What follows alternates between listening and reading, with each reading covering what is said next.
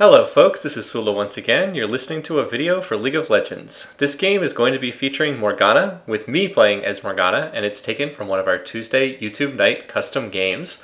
Alongside me in this game is Saint Showdown playing as Rengar, CC Skyfish playing as Jhin, Faflick playing as Nami, and Landon Peanut playing as Nasus. Let me go ahead and set up the scoreboard. In the meantime, let's also look at who's on the other team in this game. We have Mythadori playing as Silas. This is Myth's first game as Silas, so don't judge him too harshly. We have Drill Warrior, who is actually Kirbyzilla, but I'll try to call him Drill Warrior since that's his in-game name here, playing as Jax. We have T-Rex playing as Sejuani. We have Impolite playing as Lux, and we have Kylo playing as Ezreal. This was a game where I went ahead, I had the first pick because I was the one setting up this game, and I decided, you know what, I wouldn't mind playing Morgana in mid, but I will first pick Morgana, and the other team will probably think that it is a Morgana support because she has been more often played as a support in, really in recent years for League of Legends. Morgana mid hasn't been a thing in a long time.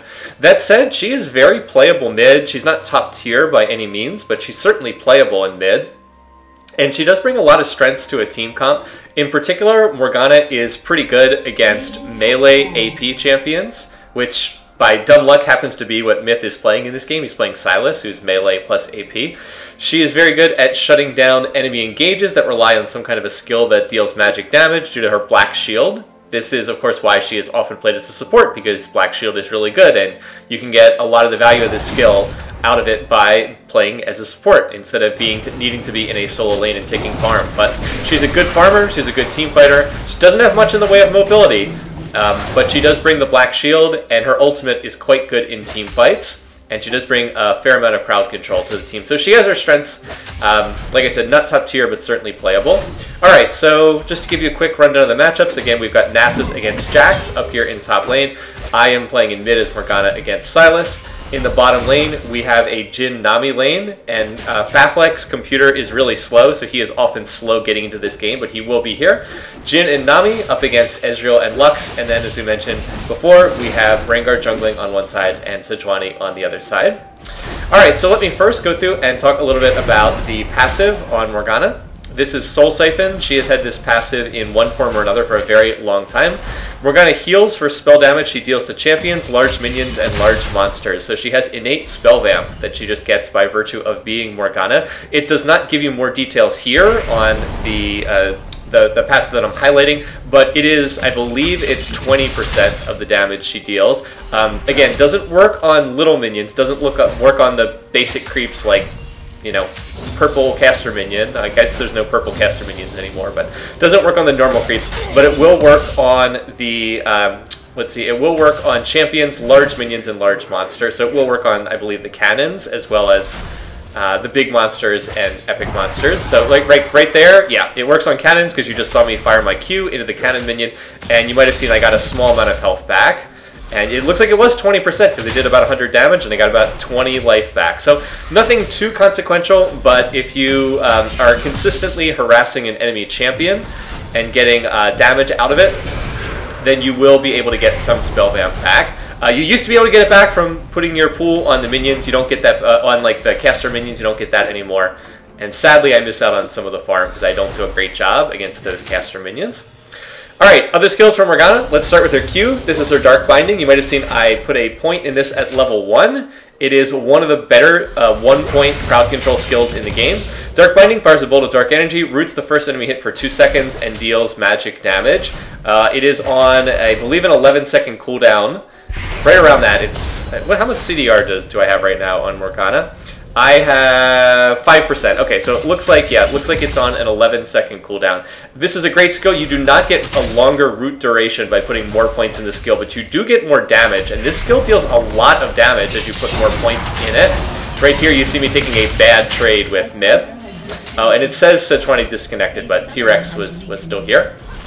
So, really useful support skills. Support Morganas typically max this. I believe they max this first because it just deals really heavy damage if you manage to hit on the Dark Binding. For a solo laning Morgana, you will skill this as your second skill, but put a point in it at level 1. It's great in level 1 fights. As compared to the most similar skill would probably be Lux's Light Binding. This is the Dark Binding that Morgana has. It is a slower moving projectile than Lux's Light Binding, and it can only hit one target as compared to Lux's Light Binding that can hit 2. However, it has a much fatter hitbox, so it's slower, but it deals more damage, and it has a larger hitbox, so it's a little harder to dodge. Anyway, let's check in on some of the side lanes, because we're going to have a little bit more action here. So, Drill Warrior and Landon are fighting against one another up here in top lane, and Landon is going to get in a bit of a bad situation. Drill Warrior is going to flash in and ignite just as Lando is backing off, so gets the first blood up there in top lane. And then in bottom lane, meanwhile, let's just check in here on Faflick and Skyfish as they're laning against Kylo and Impolite.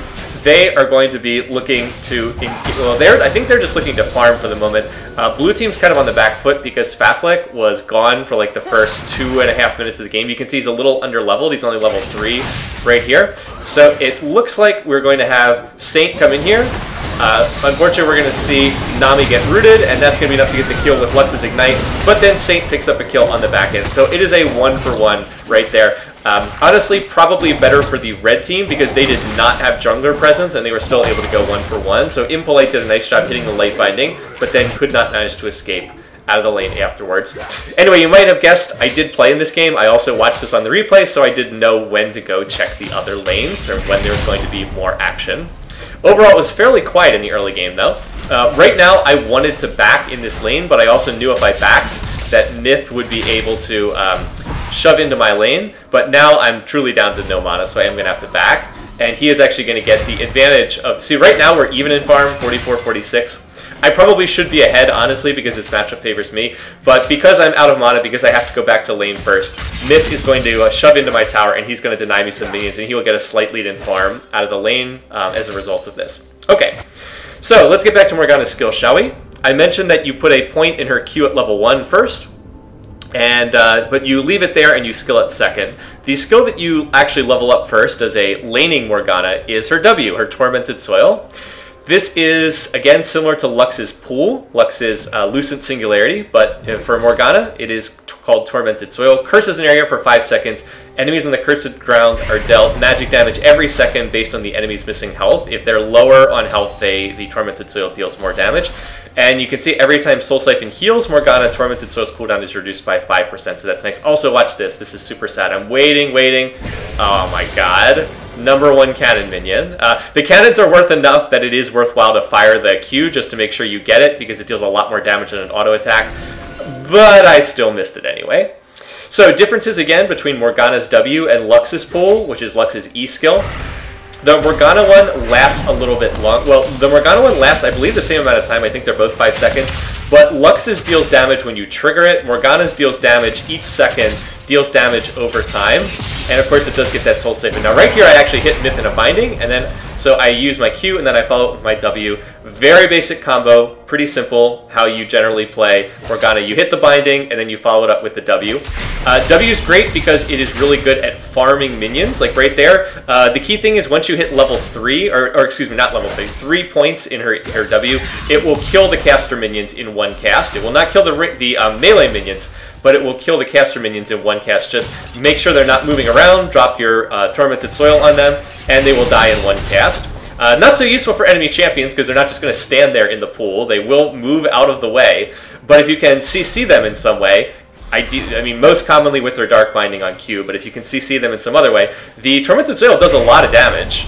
You know, at minimum, it's dealing 60 damage per second, so that's, you know, that's 300 damage if you get the full duration, and it's more than that if they are crowd controlled and forced to stand in it. So don't underestimate this. It's really good at farming, and it deals lots of damage if you can crowd control an enemy and force them to stand in it. For a support Morgana, you just put 1 point in this skill and you leave it there. For support Morgana, I believe you max Q first and you max your Black Shield second, because this is pretty much a laning skill. It's not really that useful if you're a support. If you're a support, you just put 1 point in the skill, and that way you can trigger your Spell Thieves by putting it under somebody. But you're not really using this for damage if you are a support Morgana. Next up, I will talk about Lux's E. This is her Black Shield. This is her best skill on the short list of best skills in the game. Shields an allied champion for 5 seconds. Shield absorbs magic damage, presents, disables until it breaks. Long cooldown. You can see it's on a 19-second cooldown here. But while you use it, it blocks incoming magic damage, and you are immune to crowd control while it lasts. We'll get back to this in a second, though, because we're going to have Saint come in. Myth is going to look to go in. Myth actually steals the Rengar ult and goes stealth here, but I'm going to use Morgana ult, and even though I whiff on my Dark Binding really badly, I am able to get the kill in that fight as a result of using my ultimate, which I'll talk more about in a second. Also, watch the saddest ending to this fight. Saint's going to go back to farm Wraiths, or Raptors, they're called now, and yeah, the little Raptor is like, I got this. Meanwhile, then we have a fight in bottom lane. Sorry, I missed this. Looks like Kylo got super low, but it wasn't enough for... T-Rex was able to pick up that kill onto Faflick. And then in top lane, Joe Warrior picks up another kill in a 1v1 duel. Gets low against Landon, but ultimately claims that. So more action along the map. Fight in mid, fight in top, fight in bottom lane. And red team comes out ahead in 2 out of those 3. And Drill Warrior was going to go back to base, but then he sees that there is a plate to be grabbed, so he comes back just to grab that plate. Plus 160 gold, very much worth it. And he's off to a great start in this lane. So getting back to my champion, back to Morgana for a minute.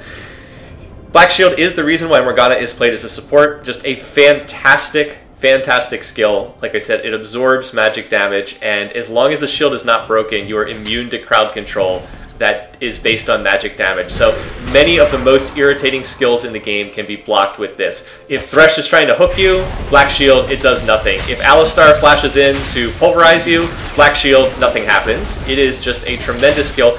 And for a laning Morgana, you can get away with 1 point in the skill, and you can rely on the ability power that you're building to just make the shield stronger. So you will max this last if you are a solo lane Morgana. You can see I'm getting plus 73. I have 104 AP, so it looks like the ratio is about 0.7 on this skill, which is fairly decent.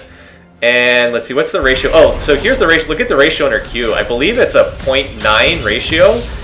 Q deals just a lot of damage. Oh, also, I'm wrong. I said that this did not go up with more points in the skill. I'm wrong. The root does go up with more points in the skill.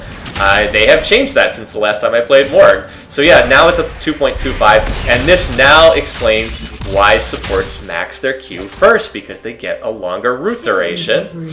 Anyway, we had a kill in bottom lane when Saint went bot and picked up the kill, and then in top lane, Joe Warrior is able to grab that kill, and now Landon's really far behind, so he's in a lot of trouble right now. Before we get into more team fighting, let me just talk briefly about my ultimate here. Morgana has kind of a weird ultimate. I'll lock the camera on myself because we're getting ready for a fight around Dragon. Soul Shackles, this is not a targeted skill. It will only light up if there's an enemy champion near you. You can't even use it unless there's an enemy champion near you. But these dark chains will just kind of shoot out automatically, and they will latch themselves into nearby champions. Deals magic damage initially and slows. Also grants true sight, so very good against stealth champions.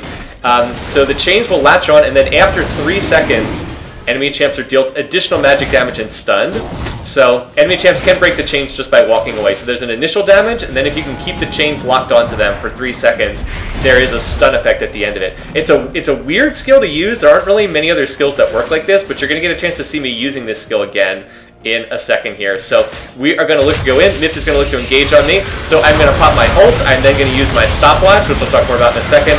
And we were able to get a kill on Myth. And if you notice, T-Rex was stunned there briefly for the 1.5 seconds. It is a tremendous team fighting skill, and yeah, I'm able to toss down another Q that hits, and then I follow that up with Morgana's Tormented Soil. I do get binded by Impolite, so I toss on Black Shield to reduce a little bit of the damage from Lux Laser. It was a nice combo by Impolite there. So still nobody has taken this dragon yet. It is still up. We both want this very badly because it's an Infernal Drake. Not super useful yet, but will be really useful as the game goes on because of the scaling benefit. Here though, we are going to look to engage on Impolite. It's going to be ignited, and now we're going to see Skyfish open up. Kylo is going to look to block that. However, Saint is now running in with Rengar ultimate on. Not going to get a kill, but it does force them away from bottom lane. And that should be enough, we think, to be able to take this Infernal Drake. So we're going to look to do that.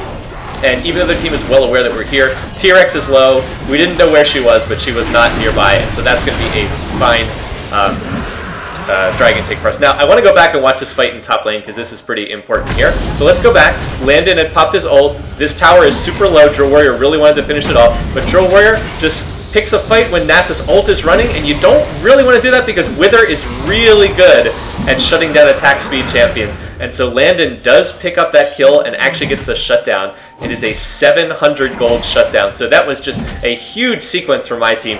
We get the Infernal Drake, and then Landon gets a kill on Drow Warrior and gets the 700 gold shutdown. What is he on? He's on 213 damage on Siphoning Strike. Not bad at all for this stage of the game.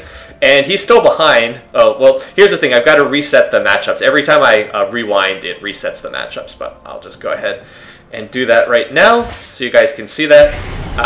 So even though Landon is still pretty far behind, he has narrowed the gap. Like, he's still 1,500 gold behind, but he would have been, what, 2,200 gold behind without that. And now right there I'm going to land a binding on Myth, and you can see Myth takes a lot of damage anytime one of those bindings hits. So I do want to talk about something else. You'll note that I started with a stopwatch, and if you play Morgana, you absolutely should need to run the rune. It's in the, well, we'll get back to this in a second. Right there, Myth goes in. I'm not sure that he wanted to hit that chain on Silas, but he went in, grabbed me, and I immediately ulted him and ignited him, and he just died. So I'm not sure he wanted to land that chain toss on Silas. I don't know the exact name of the skill. But once he was in next to me, I could just ult, ignite, pull, and yeah, he was unfortunately dead because I had hit a couple of earlier bindings. Blue team's turret. Alright, so getting back to what I was mentioning before, the stopwatch, if you are playing as Morgana, you definitely want to take the stopwatch rune, the one that gives you a stopwatch. So I haven't really featured this much in my videos, but you can take this rune that will give you, as we see another fight up here in top lane, we just barely managed to get a kill 2v1 against Drow Warrior.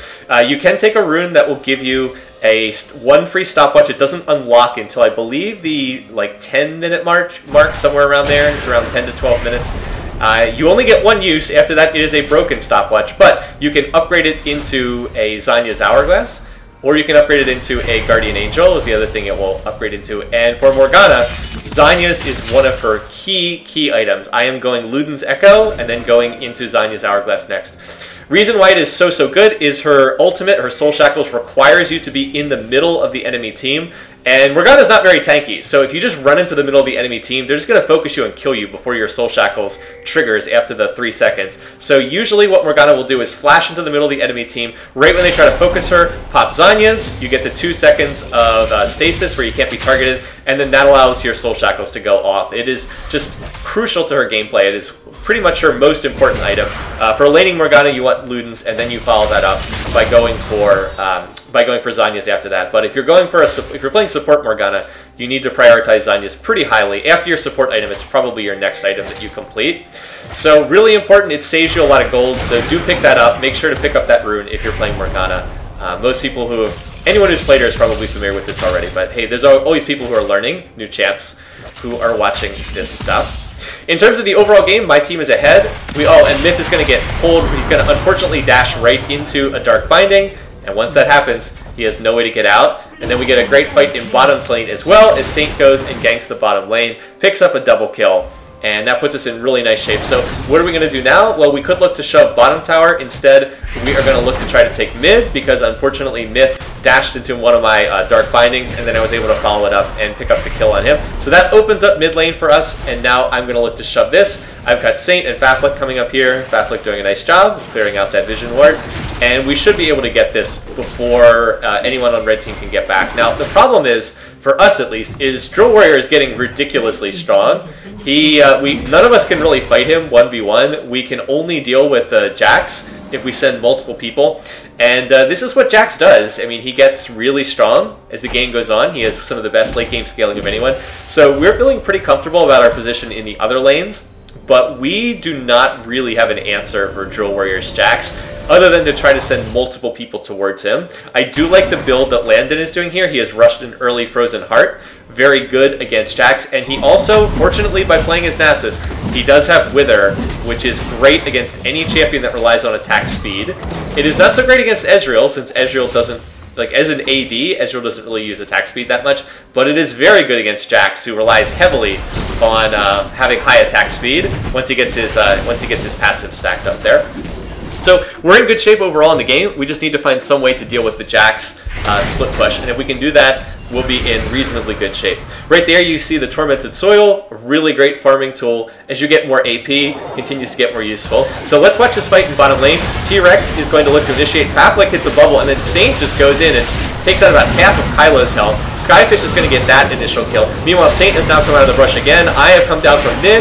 I'm going to toss down a binding, so that's going to get 1 kill. And then Myth is still here, but it's 1v4. Not a whole lot that he can do off of this. And so Saint is going to pick up another kill, gets the double kill on this one. So we go 4 for 0 in that fight. Now, we don't have anyone here to deal with Drill Warrior. We actually did have Landon teleport down into this, but 4 for 0 is worth it. It's worth winning that fight, or excuse me, worth giving up the top inner turret to go 4 for 0, win the fight, take the Infernal Drake on the back end, and we also took this tower down here in bot. So we trade 1 for 1 in towers, but my team goes 4 for 0 in kills and gets a second Infernal, so that's really key. And that has taken us from, that's taken this from being a pretty close game into a much more comfortable lead for my team. We just, again, need to find some way to stop the Jack split push if we're going to be effective in this game. As far as what I'm doing on Morgana, I mentioned before, I'm maxing W first, maxed that at level 9, then I maxed Q second, and yes, you can see here Q does go up to 3 seconds of root duration, and that is more than what you get from Lux's Light Binding. Lux's Light Binding does not ever get up to 3. I believe it's 2 seconds, I think, at all ranks, but Morgana's Dark Binding goes up to 3 seconds. So yeah, this thing, it is slow moving, it's pretty easy to dodge, but it hits like a truck when it actually hits you, because it has really high base damage, 300 base damage, and then the 0.9 AP scaling, and then the 3-second root duration is pretty nasty. So yeah, I max the W first for laning, then I max the Q second. Saint just ran out of the brush. I would rewind to Shut, but then I have to adjust all the borders again. So sorry, Saint. Does what a Rengar does, runs out of the jungle, and just assassinates a squishy target on the other team. Not much Impolite can do about that. He didn't have flash up, so no flash means he's just going to get popped, unfortunately. And then I'm skilling 1 point in E, and then, of course, skill my ult when it's available. I already mentioned the build is Luden's Echo into Zanya's. And then after that, go from there, see what's going on in the game for your third big item. Sork Shoes, of course, because you want the spell penetration. Right now, we're looking to get the shove on the top lane turret, so we are having Skyfish poke at this turret, along with Faflick and Landon for support. Drill Warrior and T-Rex have come to defend it, and now more members of Red Team are coming up top, so it is right now a 3v3 up there in the top lane. Elsewhere, I'm just holding mid, not doing a whole lot, and we have Saint roaming around in the jungle. Myth is holding mid for his team, so not too much going on there, but we are going to get, actually, just as I say that, looks like we're going to get a fight. Tidal Wave comes out, but it does not turn into a larger fight, because Drill Warrior is able to hop away with a little assist from T-Rex there. And now watch this. I see Impolite on our ward right here. So Dark Binding comes out, going to go in, and a really nice binding by Impolite. But unfortunately, I'm still close enough to get off my Ignite, and he is going to die. I didn't really want to use Ignite there, but I didn't have much of a choice. It was either use my Ignite or also use ult. In any case, now we have a fight going on in top. Drill Warrior is going to pop Skyfish, but watch this. He's going to come down here. He dodges my binding, but boop, Morgana auto-attack to finish that off. Now we're trying to chase after T-Rex. If we can get the kill on T-Rex's Sage Body, we will be able to Baron. Unfortunately, the Black Shield goes on the wrong target. I put it on Faflick because I couldn't quite get in range to put it on Saint. And that's going to be enough for T-Rex to get out. And then Myth comes in, blows up Faflick, flashes out. Really nice flashy play on Silas. Probably Myth's best play of the game right there to pick up that kill. And so with us not being able to get a kill on Sejuani and with us losing Faflick there, we did not feel confident enough to try and take Baron, even though we had finally managed to get a kill on Drill Warrior. So we just decided, you know, we're ahead, we've got double Infernals, let's just go back and not try to do a risky Baron. We do have Nasa's skill still scaling. Landon's up to 460 damage now on his Siphoning Strike. So he's going to be strong. And you know, as long as we have him, at least we have someone else who scales really well into late game alongside the Jax player. Oh yeah, wow, look at that Q damage coming out here. Oh, can you get the Scuttle? That should be plus 12 if he can get it. There we go, plus 12 for killing the Scuttle Crab. Very nice that they buffed Nasus' Q to give you those plus 12 damage on the Siphoning Strike. Elsewhere in the game, we should look at Drill Warrior. He is doing the full split-pushing build. You can see he's picked up the Ravenous Hydra. This is your split-pushing item. You don't use this if you're planning on team fighting. So just Jax is going to be out on an island looking to looking to split-push and not looking to team fight. Excuse me there. So we need to be constantly aware of where he is. There is a Cloud Drake respawning that we would love to get. Oh, here comes Saint. He has popped his ult, but decides not to run in. However, we do notice that Drill Warrior is over here. So we are thinking about trying to make a play against him if we can, but don't have vision, and ultimately that Rengar ult does go to waste. If you want to look at the overall gold totals in the game right now, strongest person in the game is Drill Warrior. He's at 10,000, almost 11,000 gold. And then there's a bunch of people around 8 to 9,000. On my team, on blue team, Rengar, Saint's Rengar is actually the strongest. He's about to hit 10,000 gold. We are more evenly distributed in terms of gold. The red team is highly concentrated on Drill Warrior, the Jax, who is farming up a storm there and already over 200 CS. So looking good there. The Cloud Drake has spawned now, so we'll see if there's a fight over this. Both teams are kind of lurking around this, aside from split pushers off in top lane. I am going to get blinded there by Impolite. Thank you, Faflick, for the heal. Very nice. We are strong enough, though. When you leave aside Jax, we are stronger, so we felt confident enough to just start this up and basically dare the enemy team to come and fight us, which they were not really willing to do. And it turns out that Landon is strong enough that that Drill Warrior does not feel confident diving him under turret, so he is going to sit there and look to farm under tower. So we might have had a big fight, but it turned out no major fight takes place.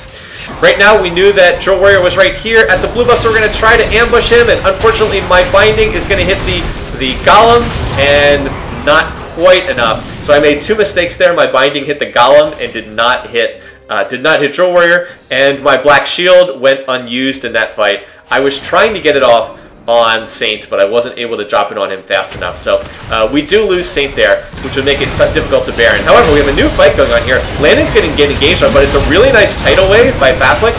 And so Myth is doing his best. He does pick up one kill, trades 1-for-1. Nice Lux ultimate, but another beautiful bubble from Faflick. Pops T-Rex up into the air. I am going to hit on a binding, and then I'm going to flash in. And that is going to be enough to get the second kill, with Skyfish picking that up on his Jhin there. So we just went, 3 for 1 there. And with all the strong members of their team being dead except Kylo, and Kylo being down in bot lane, we're going to go ahead and start the Baron, because there's really nobody here who can contest this. Also, by the time we get it low, Saint will be here. Also, #1 Cloud Drake. Let Saint run here faster. Yes, that does matter. By the time Saints get up here, we will have the Baron low, and he should be able to smite this. And there's not a lot they can do to stop this. Now, they do have Drill Warrior, so we were concerned about him. We did put a ward down, but he is going to drop a ward. He's going to take the blast grenade. We were like, oh my god, oh my god, oh my god, Jax is here! But I am going to root him with the Morgana Dark Binding, and we are just barely able to get him and able to claim that Baron. It wasn't a great smite from Saint. He smited a little bit early, but I think he actually had to smite to get health back because he was really, really low. I have to go back and watch it again, but I think he actually smited early just because he needed to get health back or he was about to die to Jax. So, ooh, nervy moment there. A nice move from Drill Warrior. He almost pulls off the epic Baron steal, and at that point, who knows what would happen, but we do manage to secure it. Albeit in a close fight. I do think that that was one of the better Dark Bindings, more clutch Dark Bindings I was able to hit, because that one, fortunately, was able to hit Drill Warrior and lock him in place for like the 2 seconds we needed to deal damage and burst through his health bar while he had the Jax ult running. Anyway, so I have now finished Sonya's Hourglass. I have that up and available for use. It actually didn't need it in the last fight, so it's still up for this next fight. Also picked up a needlessly large rod. I'm building towards Death Cap. If I finish that Death Cap, I will have about 500 ability power, which would be really nice. My Q hits for a lot of damage, and even the Tormented Soil deals like 150 damage per second. Right there, Impolite gets off some nice little Lux poke, though. Probably needed to get a ward over here, but didn't quite get that.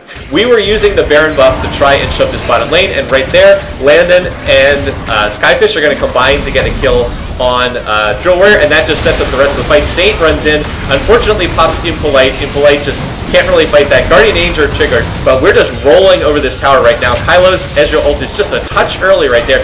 Myth is trying to go in. He is using the Jhin ultimate, which he has stolen, but that locks him in place for the Nami bubble.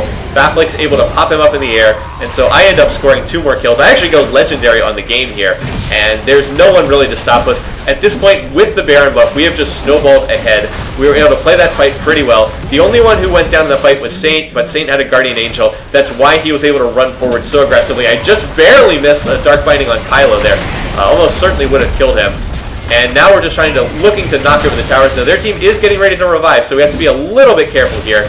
You see me tanking some tower shots, which is not great. So I'm just trying to play safe, playing a little bit more like a support right now, in the hopes of hitting up the Dark Binding, or if anyone jumps in and engages on us, having my ult up. So Joe Warrior's going to go in. He's actually going to flash in, but I'm going to drop a Black Shield on the Saint, and then my Dark Binding is able to pick that kill off. Kylo goes in, but he can't get out, or he is going to try to escape. I guess I should have said has to run. Unfortunately, then steps on a trap and ends up dying. And at this point, the game is basically over. There's not a lot that the team can do. Towers are going down. You see Saint hopping in again after mid. He's going to, of course, score one more kill as the base goes down. And my team wraps this up in 29 minutes. So, a good game overall. Very interesting from the perspective of my team. The key thing in the game was trying to play around Drill Warrior, who was just so strong up in top lane. And I think that Landon handled that pretty well. He didn't win the matchup, and that's not easy to do because Drill Warrior was a Diamond player last season, and most of us in this game are not Diamond players. I thought Landon handled it pretty well. Nasus is I wouldn't say a good counter to Jax, but can kind of handle the matchup okay if you are careful enough to max Wither. And I do think that one shutdown that he got in top lane, where he got the 700 gold shutdown, was really key. As for me, I ended up 10-05 on this game. I didn't think I played great in the laning phase, but fortunately, we were kind of already ahead, and I was able to score a bunch of kills in fights where we were already ahead. I think the MVP of this game did go to Saint, whose Rengar play really snowballed ahead. And if you look at the gold total, at the end, he had the most gold on our team. The 10-2-9 scoreline doing a lot of work, and just barely narrow edging out Drill Warrior for most gold in the game with a whole bunch of kills and the Baron increasing his gold total at the end. So anyway, thanks for watching, thanks for listening. Hope you enjoyed a taste of Morgana played not as a support, but as a solo laner for once. Until next time, hope you guys are having a great week, and I'll see you again soon.